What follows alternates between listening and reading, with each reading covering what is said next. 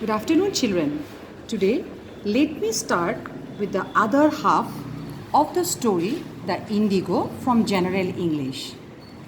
By this time, you have come to know what is indigo. It is a color that we get from plants. Where was the indigo cultivation done? It was done in Champaran.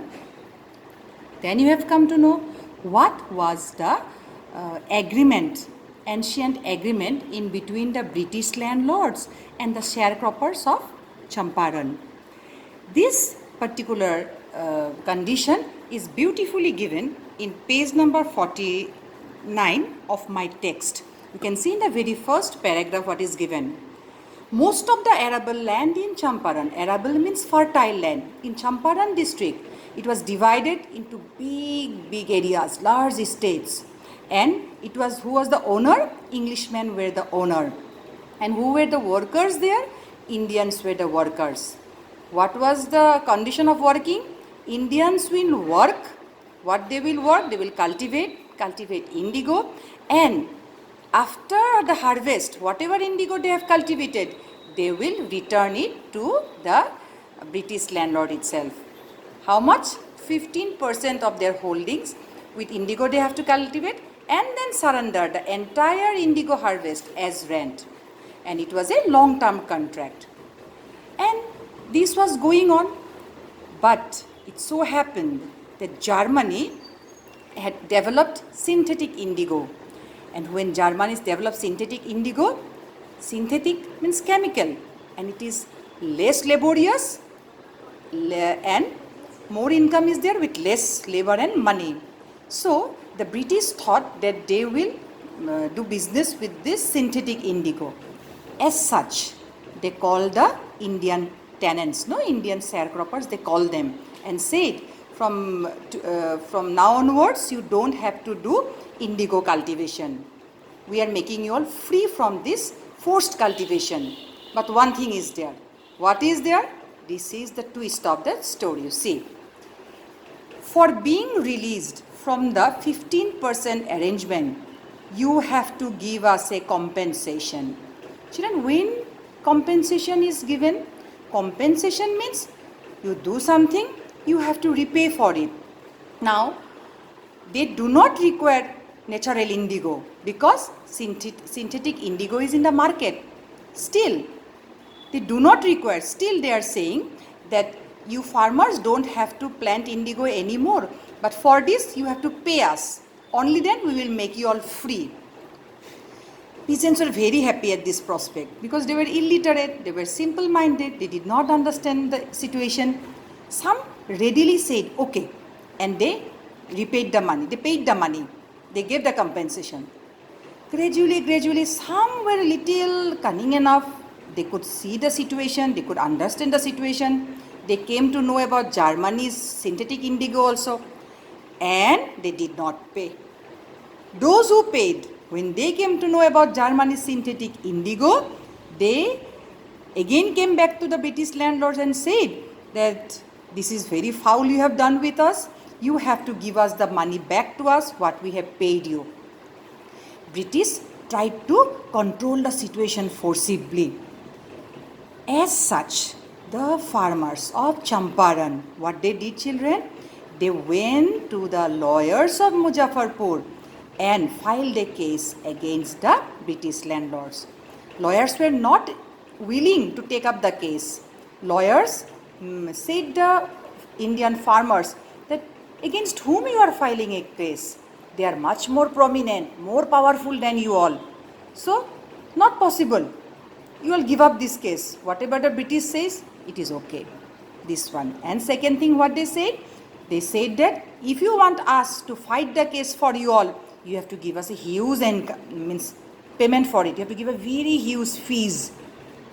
When the lawyers of Muzaffarpur said these two things to the farmers, they were frightened. They were also very poor. What they can do? They did not get justice. And in the entire Champaran, a very agitated situation created. All were angry, but they were helpless. Nothing could be done. So Rajkumar Shukla went to meet Gandhi and wanted to take his help. I said you all in the earlier video, isn't it, children? Now, in this critical situation, at this point, Gandhi arrived in Champaran. So, when Gandhi arrived in Champaran, when there was a socio-political unrest. Unrest means little disturbance was there. In between whom? British landlords and the sharecroppers of Champaran. Now, Gandhi came in this particular situation to see the problem, go through it, and if possible, help the sharecroppers. He tried to do everything legally, step by step. First, what did he do, children? First, he visited the secretary of the British Landlords Association. Then, the secretary did not want to help Gandhi. What he said? We will not give information, any information to you. Why? They considered Gandhi as an outsider. Outsider means not of Motihari district or not of Champaran area. But Gandhi was an Indian. He can go anywhere in India. But the British Landlords Association secretary said, you cannot interfere in our case. It is our own personal case. We will not help you. So what happened, children? Gandhi did not get good response here. Next, what Gandhi did?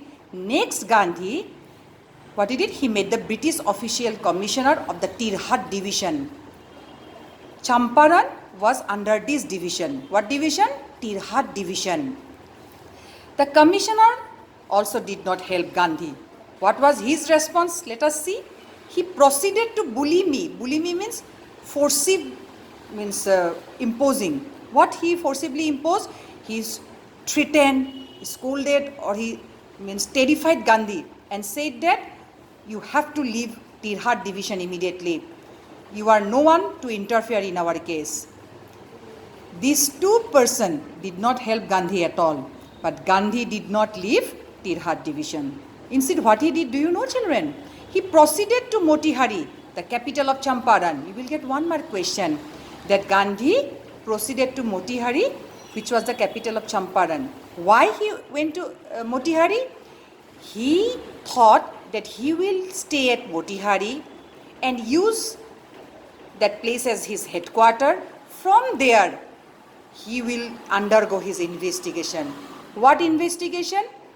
He will try to find out either whether the British were correct or the sharecroppers were correct, or he wanted to collect legal proof against the British landlords so that he can file a case against them. So with this intention, he went to Motihari to stay there. Now, children, when he was staying at Motihari at that time, one day he got a report. What he got a report? That one peasant was very badly treated. When Gandhi came to know about this situation, immediately he went on the back of an elephant to investigate the situation. Then he did not go too far. Then the police superintendent's messenger came and stopped him and said him that you cannot go any further. And what more he said? That you have to return back home. Okay, Gandhi returned back home and he gave one legal written notice to him. It was said that official notice was given to him. What was the notice, children? Very important, that Gandhi should leave Champaran immediately. Gandhi was surprised at it. If he will leave Champaran, who will solve the problem of the sharecroppers? So, on the back of the notice, Gandhi signed a receipt for the notice. And what was the receipt, you see, children? This shows Gandhi's courage.